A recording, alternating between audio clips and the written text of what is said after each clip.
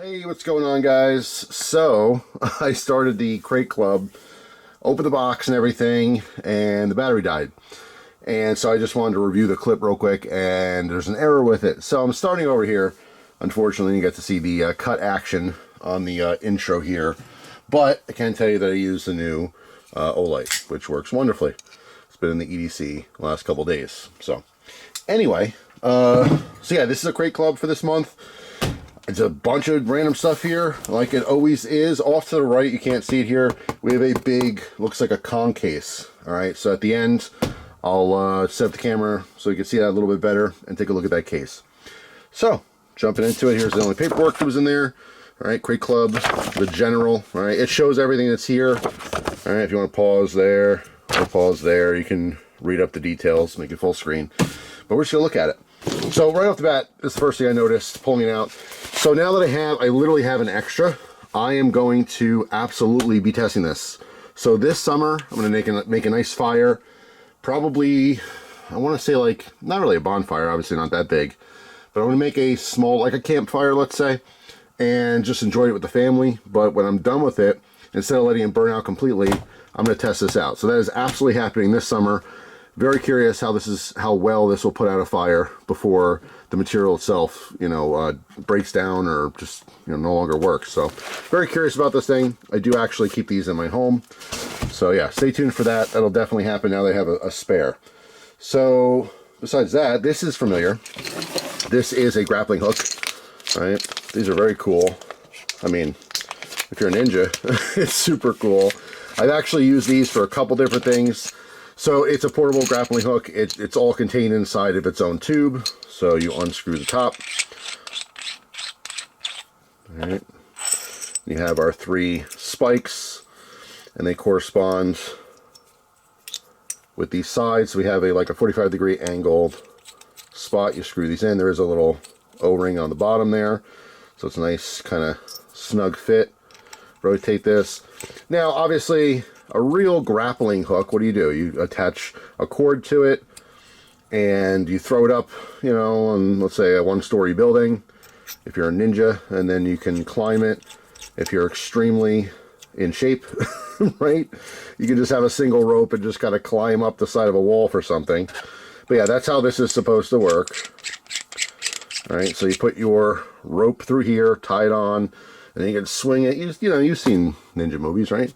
You swing it, you throw it, and it travels up, and it lands on a roof side. Let's say this is the edge of the roof, and you drag it, and then it grabs onto the edge, right? And it allows you to pull yourself up. No one's doing that. Literally, none of you watching, nor am I ever going to do that. So what can you actually do with this? You can use this to retrieve things. Let's say you're fishing, and you drop your pole in the water. That sucks, right?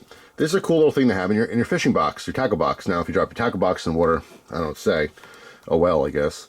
But you could have this set up, have a bit of a paracord. You can make a hank in there that's whatever, maybe like 5-10 feet more than the depth of the deepest part of whatever you fish.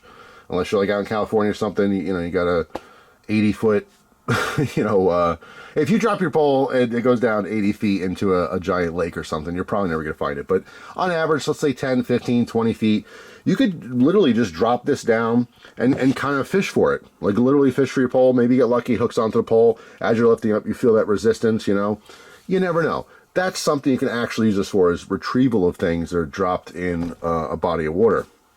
Now, you can get creative and come up with other ideas of what you want to use this for. I know some dudes, or at least I've heard, I shouldn't say some dudes, it's literally one guy. But years ago when I first showed this from CountyCom, one guy said that he keeps the smaller one inside of his, he had like a fanny pack type deal for when he's hunting. So when he's in a tree stand, if he's dropped gear before, and he has dropped it twice, he used this to just kind of quietly lower it down into the ground and kind of fish for that gear to lift it back up, so he didn't have to unhook himself and climb down the tree and then back up the tree stand. That's actually pretty cool. So there's one practical use, I guess, for it. But yeah, so there you go. We have a grappling hook. So we have a Fox knife. I know the Fox logo. What else do we have, though? Let's see. A hand chainsaw. So we've seen these before. This one looks like it's just paracord handles. Has 11 saw teeth. Okay, has a little pouch. Interesting. Yeah. It says included paracord, well, paracord handles, right? I was just saying, you have to actually weave the handles? I don't think so. Let's take a look at it. I do dig that it has its own little carry bag. So that's kind of cool. These are very sturdy handles. What's nice about something like this, specifically for survival, is what? I mean, you guys are smart. I'm sure you can guess. That's right. You can have a bunch of cordage too. So, you know, you can take one of the handles off and use the cord if necessary. Not sure if this is actually 550. Yeah, it looks kind of like 550, but anyway, we have our little chainsaw blade. What's that say here? Stand Sport. Okay. Yeah, so hold your whole little package in there, nice and neat. And you can store that. So that's kind of cool. I dig that. These things definitely come in handy. It's not your go-to. If you have a real chainsaw, it's going to work better 10 out of 10 times than something like this. But there are those occasions where, like, even if you have a nice fixed blade and you love processing wood, it just makes more sense to use something like this and just saw through, I mean, a bigger piece as opposed to chopping it. It really just depends. I mean, they're both exerting quite a bit of energy, but let's say you do want to cut down some larger trees for firewood, and maybe like a camp setting. Doesn't have to be survival, doesn't have to be the apocalypse. You're out camping, you know, in the middle of nowhere, or maybe a campsite that allows you to cut wood down. A lot of ones that I've been before don't. You know, they want to preserve the woods there. They don't want people coming with no firewood and then just cutting down the woods around them. So that's an important thing to note if you do go to an actual, like, campground and not just randomly in the woods or off a trail or something. But you might want to preserve your knife blade. You know what I mean? You have a nice fixed blade. You like using it, but who knows, maybe you don't want to, like, mess it up that bad, and you can use this instead. So, I mean, options are good. So that's more options. All right, this looks familiar. Yes, this is the campfire coffee. These are those packs. These work really, really well. Oh, wait, am I not thinking this is the same thing? Let's see, pour steep bag. Yeah, no, this is different. All right, I thought they're the ones that have, like, the coffee sack itself. It has, like, wings that sits on the cup. Those things are awesome. I've used those a few times now. Really think they're cool. This looks like just basically coffee in a tea bag, essentially. Let's see, 100% specialty coffee. Yeah, it's all special, isn't it? Nitro sealed for freshness. Okay. Glue and staple free. That's nice, I guess. No machine required. Hand roll. Okay, great. Hippy dippy coffee. So, number one, go outside. Well, what if you want to just make this in your living room? I guess you're screwed, because the first step, you got to go outside for this. Heat water up. Place steep bag in a cup. All right, gradually pour 8 ounces of hot water over it. Dunk steeped bag for 15 to 30 seconds or longer. And then steep for 5+ minutes. Leave bag in there. So, I mean, it's coffee in a tea bag. I mean, you know. There you go. There's not much more to it than that. We'll open up, take a look real quick. Oh, that's nice. It's actually individually packed. So, yeah. Let's see. Half an ounce or 14.2 grams. Just trying to figure out if it's one. This feels fairly large. It's just one bag. I don't know. I'll tell you what. I'll sacrifice this and I'll just have the coffee. Because I know you guys want to see this stuff, you know what I'm saying? Just showing you boxes isn't always that helpful. Yeah, it's one big pouch, that's fine. I'm going to, let's see. Ooh, that smells really good. Ah, it smells like freshly ground coffee grinds. So yeah, one big pouch. After this video, I'll make myself a cup of coffee. So yeah, we'll see how that is, but I guess you can just assume it was okay. If it was horrible, I'll make a note at the end. If you don't see anything, you'll know that it was fine. So there you go. So we have 5 individually packed single cups. There's a little coupon code, adventure, for 20% off. This is something that you adventure to go get directly from the website. All right, so that's cool. What is this? Compressed towels. P4X. Okay, 100 bamboo towels. 2 waterproof carry cases. That sounds fantastic, doesn't it? All right. Well, hang on a second. Let's see what that is. Let's get into it here. All right. So, I like the carry cases because this is very cool, not just for camping, but for travel. I dig it. There's 100 of them. So, yeah, I mean, the towel pills we all see. Let's see, 2 travel cases. Oh, these are cool. Little tubes. Interesting. Now, what's nice about this is that, let's say you don't care about towels, and you got your crate club, and you're like, what the hell am I going to do with these? Well, at least you have 2 of these. You can put anything. You can put your weed in here if you want. You could put your weed in there, man. What's that from? So, fits 10 towel tabs. All right, let's check it out. Ooh, ooh, ooh, ooh, ooh. I hate squeaky, ungreased aluminum. All right. Let's open this guy up. Yeah, man. I want to kind of... Hold on, bear with me. Because it reseals, but I'm a brute sometimes, and I just rip things open and it'll never reseal. Alright, so 10, right? There's 3. These do feel a little bit different. They feel fluffier. This is bamboo. I don't know if the ones I've used before have been bamboo. I don't think so. I don't know. These feel different. They feel like softer, even though they're compressed. Alright, so it should be 10, right? Let's see. 1, 2, 3, 4. Okay. 5, 6, 7. I guess he's going the lid. 8, 9, 10. 10 compressed towels. Now, here's the thing. They pushed in kind of tight. So, I mean, you can pull them out. Let's see. Kind of cut my hand here. Because obviously you want them to come out, right? Now, here's the issue. The only issue I see right up front here is that's fine. I can get these out. But if you get moisture in here and these open up just a little bit, then you're going to have to get your multi-tool or something in there to pinch them and pull them out. But yeah, there you go. There's 10. There's a little seal.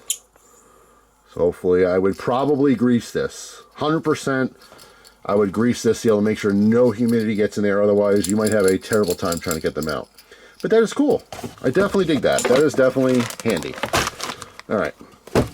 So what else we got here? Simple strap. I've got one of these before. I have not used it. This is stored with my other random gear. But you can see this is a dispensing box, and this is literally just a rubber strap. Keep things tight, keep it simple. Says no adhesive, no knots, no ratcheting, no hooks. Max load capacity 400 pounds on 4 straps. Okay. Works dusty, dirty, wet, underwater. So it's 2 mils thick, all right, rubber, by 28 millimeter, and there's 20 feet of it in here. All right, you guys can maybe scan this, see an instructional video, which is very convenient if you have no idea what to do with it, or you go to the website. But yeah, that's it. Just a simple strap. That can certainly come in handy. Doesn't have to be the apocalypse. I always, you know, these worst case scenarios I sometimes talk about hopefully never happen, really. I mean, none of us want it to happen. It's cool to prepare for it, so you just feel a little bit better when you're laying in bed at night and you think, the power grid goes out tomorrow, I'm not totally screwed, you know, it's still going to be rough, but at least I have something to work with, right? That's the whole point of that stuff. Alright, so what is this? I have no idea what this is because it has this cover on it. And it's upside down. So I still don't know what it is. Okay. Competition style. Oh, I think we've had one of these. Hold on. This definitely looks familiar. Where I think I critiqued it last time. It actually turned out to be a decent knife, but when I see competition style, I always think of the actual knife competitions where you have a very thick stock that comes to a razor edge. They usually don't have a point on it, you know what I'm saying? It's just kind of cut off. But yeah, this is the same one. So we've seen this before. I have played around with the other one, cut some cardboard and stuff. Didn't actually try testing it, like a proper test or anything like that. So let's see, get rid of all this garbage and everything. Pull this out of a sheath. Yeah, same knife. Not bad though. It is a thinner blade stock. It does come sharp. I critique the handle, and same thing in taking this out. It kind of feels like a thin, wide handle. Does that make sense? So like when I'm squeezing this, it feels wide, but you need some like girth to it. It does have a palm swell in here, all right? So it is contoured, but it's got to be thicker. Like, I don't know, a flat enough handle like this should be not as wide to me for more comfort. And something like this, when you're like probably chopping a lot, you want to hold down below. And like I said, it's just not super comfortable to me. It's not the end of the world or anything, but it's not, you know, particularly special. It's decently made for sure. But there you go. So fixed blade. I don't know what's in that box. The either a neck knife. It seems like a fixed blade just by the size. I don't think it's a folder, but I don't really know. So let's go ahead and find out together. And then we'll take a look at that Kong case. All right. So knives, opening knives. That's what we do. And, ooh, looks like a Karambit. Little sheath. We got the double small ulti clips. That's kind of cool. And a patch. That's cool. I dig that. Oh, okay. I already know what this one is. All right. And this is where sometimes you do multiple monthly clubs. You do get doubles, which is fine for some people. You know, if it's something you like, that's cool. You have two of them. If it's something you don't like, oh, the cardboard came off. But yeah, so we've seen this knife before. Pretty cool, though. This one out of the box feels sharp, not like razor sharp. Let's see, what do I have to cut? I like to cut this paper here. It's sharp. I mean, definitely does the job. But yeah, I don't know, maybe it was deceiving. The edge didn't feel as sharp. I thought that wouldn't even cut super clean. But yeah, it works. Cool Karambit. Yeah, I dig it. The sheath is very good. Like I said, we've seen this before. If you watch all the videos, you've seen it anyway. But yeah, definitely cool. If you prefer or you've chosen to carry a Karambit style fixed blade for a self-defense knife, which definitely has its pros and cons. The thing is, like, you know, and trust me, let me preface this with, I am not an expert in anything. Do you know what I'm saying? I'm just a dude like you. I have my opinions. I have some experience with stuff, but I'm not an expert. I'll never claim to be an expert in anything except for collecting stuff and being a hobbyist. I am an expert hobbyist for sure. But outside of that, that's it. So when you carry a Karambit, you would just assume that you're going to use it like this in a reverse grip, right? This is something that takes a lot of skill, practice. If you're going to carry a knife like this and you don't actually train it, you train with it, you don't have any, you know, special training hands-on, because it's not just watching YouTube videos. When I say training, I mean like you have a sparring partner and you're practicing things with like a trainer blade. Like you have to really kind of practice, you know what I'm saying? Like if you're going to carry Karambit, and I know some people do, and I'm not trying to knock on you, but if you carry Karambit and you think you're going to draw it in a reverse grip like this, and you're just going to effectively, like, yeah, you could cut someone, sure, yeah, absolutely. But I think that most people with no training would be far more successful in using it in a forward grip like this. It's natural, I didn't mean to do that. Getting pissed off. It's natural to cut like this. You have more range. I don't know how to explain it. Like you can come in and you can have devastating cuts with a Karambit. I mean, any knife. You can have devastating cuts with a little Swiss Army knife. You can have a 2-inch blade Swiss Army knife and lay someone open. But, you know, you have to have some luck there. And obviously, I'm sure you've seen people talk about this many times, but you're almost never going to just be like you with a knife and someone else with a knife, and you're separated and you say, okay, go. And you're both knife fighting. Like, that's not a thing, right? Except in the movies. Usually if someone has a knife, the other person doesn't. Maybe they have a gun, maybe they don't. Maybe they're not fast enough, maybe they have nothing on them.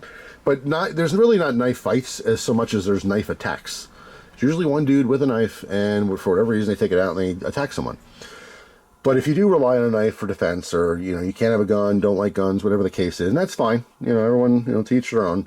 I just feel like with no training and just intuition, you're going to do far better with a forward grip with your pinky through the ring, all right, so you have less chance of dropping it, than you would in a traditional reverse grip as the knife was intended. All right, because, like, I don't know, it's just not natural, you know, you might not even, like, turn properly to get those good cuts. And like I said, you can fillet someone open like a fish, but I don't know, just the reverse grip is tricky. It's not, it's just, when people have knives, like a lot of people, when they attack, like, it's statistically, they have a reverse grip, I swear to God, like Mike Myers, and they stab people. That's what people do. Or even in a forward grip like this, they will stab people. Not a lot of people are slashing, and although slashing could be extremely lethal, for the most part, it's the stabbing that people naturally do. That's, you're hitting organs and important stuff, right? If you know a human body, you know where arteries are, things like that, you could definitely get away with just a little nick somewhere, and that's it. You know what I'm saying? Just a little old, you know, even if you went in half inch, you can do some serious permanent damage. It wouldn't look like anything at all. Or you can slash someone, you know, 20 times and they could be fine. They're not going to die. I mean, they're not going to be fine. They're going to be in a lot of pain and bleeding everywhere, but they're probably going to survive it, right? The stabbing is what's, you know, nasty and lethal, and that's what people generally do. Like when you get into a fit of rage, people grab a knife and they eat. That's what they do. And that's how people die, because it hits organs and cuts open, you know, major arteries and enough veins and stuff, and you bleed out. So I know it all sounds nasty and stuff. A straight blade is just easier, just natural tuition to slash. Having a single edge blade is way more common than a double edge blade. So like the average person, no training, you're not going to like slash and then try to like use the back of the knife or like a tip rip or anything like that. You're just going to slash and stab and poke, and, you know, that's fine. Karambits are cool. They're intimidating. It seems awesome, right? You know, you're just not, I don't know. I just don't foresee anyone faring super well in reverse grip. It'd be forward grip. But the idea is this, you know, hawkbill style blade, this curved blade, it is devastating because once it hooks into material, it's forced deeper into the material. Phenomenal, you know, blade shape for slicing and stuff. Stabbing, you could still very much stab. I mean, it still has a point. It's just you're not naturally going straight with it. You're coming at an angle. You're stabbing with the blade straight, but not your hand. And in fact, in a forward grip, you could still naturally just fight someone with your fists like you're punching, and you will be absolutely poking holes. You know what I'm saying? Yeah, I don't know. It just seems unnatural. It's very unnatural to have a karambit for defense in a reverse grip. What a lot of dudes like this for is a retention knife. Like if you carry a gun, let's say on your right side, you're a righty, because that's more common, and now you're fighting because someone's going for your gun. That's when dudes like to have something like a karambit on their off side, in this case their left side. So now you're struggling, maybe your left hand gets free for a second, you draw that with your left hand, and now you're cutting into the person and ripping up their wrist and arm that are trying to grab your gun, so that they naturally break away, and then you can maybe take your gun out and do business. Now everything I just said is mostly fantasy. Not to say people are sitting and fantasizing about it, but when you think about these situations, you think about the best case scenario, and you always think about you winning, right? No one's sitting there thinking about, I'm going to carry this karambit, and I'm going to go use it, but it's not going to be effective, and the other person's going to hit me in the head with a baseball bat, and they're just going to kill me, and that'll be it. No one thinks that way. That's unnatural. You always assume you're going to win. You always assume your capabilities are better than they really are, right? It's just natural. We all do that. But just be realistic sometimes. I mean, when you're talking about defensive stuff, I mean, your life may literally be in your hands one day, and you want to make those right choices. Goddamn, that coffee smells so strong. Sorry to cut my own self off here, but I put this 2 feet away, and I smell it. It smells so good. I'm really looking forward to that now. Anyway, Karambit, that's what it is. So, man, I am long-winded sometimes. I'm going on and on and on. You're like, Jeff, we don't care. What are you talking about? All right, so get rid of all this garbage. All right, so let's get into this Kong case. So far, so good. A lot of awesome stuff. Very handy. All right, so it's a big old box, you can see here. So hang on. Bear with me. I'm going to open it up off to the side here. Ooh, I like it bright orange. Alright, so it's in a nice baggie. You know, plastic bag, I mean. Nice thick bag, which you could reuse for something else. Alright, so now let's back this up a little bit. Alright, so now you can see what's going on here. Alright, so beautiful, like, it might appear to be like a international orange or something. It's not. It's like a peach. Now that I'm looking at it better, it's kind of like a peachy color. A peach orange with the gray accents. Alright, so we have our, what do we call these? Tabs, I guess. So these lock in. So these are spring-loaded. You push these down. Well, I guess you push it down to lock it in easier, but these will not pull open. You have to retract this. Does that make sense? I don't know if you see this. They won't pull open like this. You have to push down the tab to open them. Alright. And then I'm assuming we have, and by the way, these have locking points. I do use these cases, and I do throw padlocks on here on both sides. They're metal reinforced. That's so that no one can just take a peek without you knowing. And then we have our memory foam. Or not memory foam, excuse me. The pluck foam. Now, pluck foam is cool. You guys have seen this before. I've talked about it many times. but you could literally pull out individual squares to fit anything you want very specifically in this. And this is a deeper case, so you can get some thicker, bigger things in here. All right, you can see there's 2 layers of this pluck foam. So you're customizing this to fit whatever you want specifically. This could be a gun case, I mean, with the height here, not full-size pistols, but if you had a collection of subcompacts, let's say EDC like a Glock 43, you know, or Smith & Wesson, you know, the little subcompacts. I'm trying to think of some other random ones. If you're a revolver dude, whatever. This is, let me see if this box has the dimensions on this guy. Actually, the paperwork might, which I cut up. All right, so the box does not give any information. It's a generic box. So I'm going to guess here, this is probably a good 5 inches, 5.5 inches, something like that. The point I'm making is that a lot of you guys might use this for a knife case, which is fantastic because you can even put large folders in here, and you can put a ton of them if you put them upright. Just make little boxes and separate them, you know what I'm saying? So you can keep a ton of knives in here. But I like the idea of using these bigger con cases for like a range case.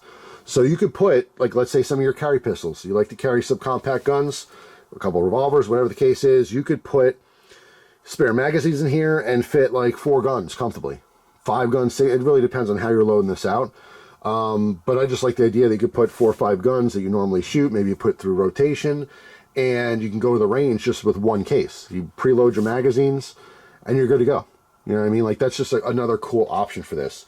You can use this for your bong, you know, if you smoke stuff in a bong, you can, you know, you want to keep it safe, it's glass, if it's not like some $20 gas station bong, but it's actually a nice one, you can certainly do that. I mean, the sky is the limit. You can keep your favorite, you know, I don't know, Legos in here, whatever you want. So, but I dig that it's all customizable, this pluck foam. Use this many times. I have a few of these cases. I use them for knives mostly. I'm trying to think what else. I have used, I don't have it currently, I traded it, but I did use it. I did set it up exactly how I just mentioned for pistols. And that's why I mentioned it, because it worked very well, where I can just bring this case. I bring a soft case too. It has some general tools in there. I do keep, you know, those ammo cases, a couple extra 100 rounds. So I can reload mags, especially the subcompact guns that, you know, they're usually low capacity. So if I go to the range where, like, let's say my M9, the Beretta, I have large magazines, you know what I mean? So I have 5 magazines for that gun, so I don't need extra ammo. Once I go through those 5 magazines, like, I don't have to shoot that gun anymore. I can move on to another gun. That's plenty of practice for me, right? So, but the small capacity magazines, you know, you're going to be wanting to reload them so you can have more shooting time and stuff. Yeah, I mean, the sky's the limit. You can put whatever you want here. You can put your gold bars, I mean, whatever floats your boat. So, yeah, that's pretty much it. That's the conclusion, the ending of this Crate Club. I have to say, 2 thumbs up. I mean, there's a lot of interesting stuff. I'm very much looking forward to that coffee. It smells so strong here. And yeah, that's it. So thank you so much for watching, guys. Put your, you know, comments, feelings, thoughts. I'm very excited to try that fire blanket again this summer. This is absolutely going to happen. Just a matter of where and when. But these are, you know, I rely on these. So I'd really like to see. I've seen videos of people using them, especially like kitchen fires, like something's going on with the stove. You could throw open this blanket up and just put it right on top there. It's just kind of a nice, quick, easy thing that might save you thousands and thousands of dollars in repairs. Or obviously save a life. That's, you know, fires, they go crazy quickly. That's the whole point. The littlest thing that doesn't seem like much, you're like, oh man, I'm burning my countertop, goes from that to I need to renovate my kitchen to, you know, I lost a family member. You know, it's no joke. Fire, there's way, if you look, I'm not going to quote anything because I don't remember. I'm not going to make stuff up, but there are more house fires every day than you would ever think. I remember hearing a statistic once and thought, that's not possible. I don't think that's real. And it was. There's a lot of, like, unless your house goes on fire, you're not thinking about stuff like that. Right now, someone's house caught fire. It's crazy how common it really is. Anyway, that's it for now, guys. Thanks for watching. Hope you have a fantastic day, and I'll see you tomorrow with another video. Take care.